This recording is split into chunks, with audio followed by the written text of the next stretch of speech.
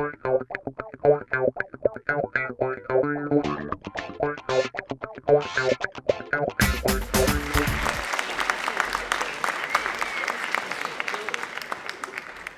Matt, don't start yet, okay? Hang on, man. Right, you know, I was talking to Michael before about, it reminds me of this Nicolas Cage film, whatever, what is it, 60 seconds or something, so I don't know, whatever with the cars. It takes more than an instrument to make music. That's part of the magic of the musician. I've enjoyed the opportunity to converse with a number of great jazz musicians on the radio at WILL and WEFT.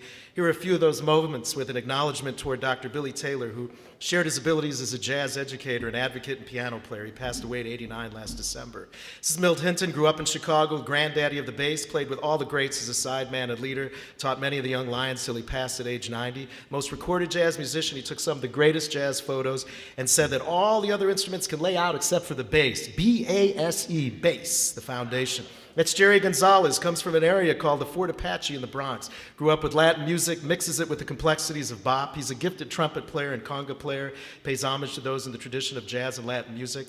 The band plays with integrity, conviction, and talented bandmates.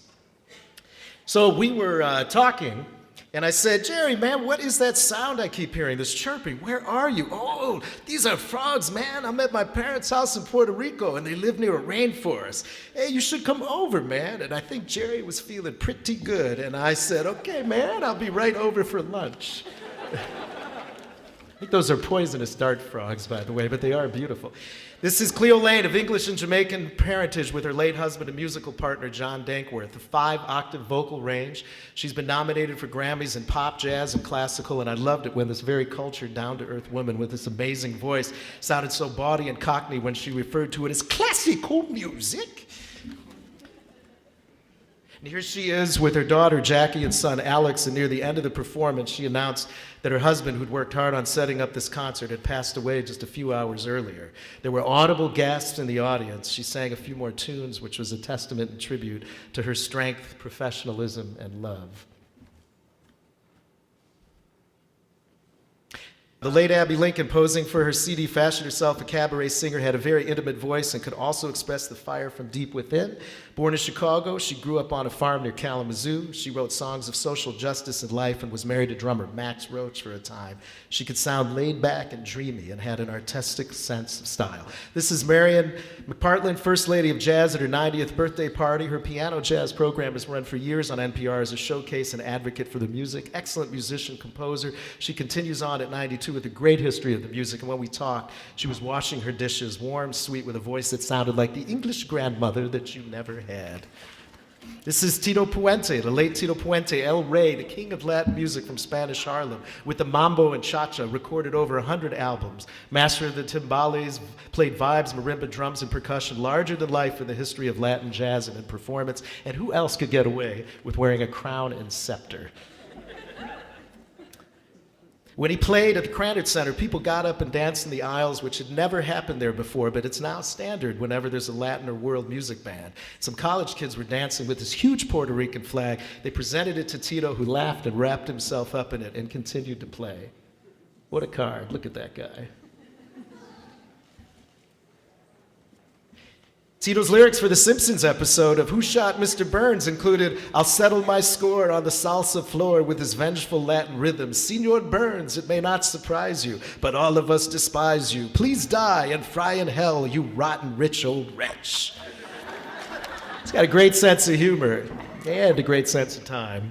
Here's my dad, a gifted clarinet and sax player. His first paid job was at age 13 at a Roadhouse dance hall in the Ohio-Michigan line. Traveled with big bands, fronted many of his own small groups, played with some of the greats, a long-standing member of the Chicago Musicians Union. He was among the first white jazz musicians in the 50s to hire black musicians in McHenry and Lake counties in northern Illinois.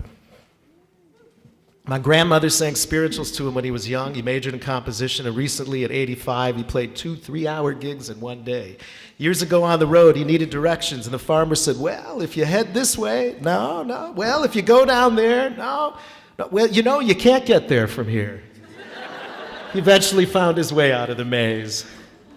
He was stationed in Biloxi during the war, played in the Army Air Force Band, and a friend in Chicago told him to visit a juke joint and meet his cousin, a piano player. So he walked in, and all the heads turned toward this young white man with a clarinet under his arm as he approached the bandstand, sent the Chicago greetings to the piano player, and she said, "Come on up and play."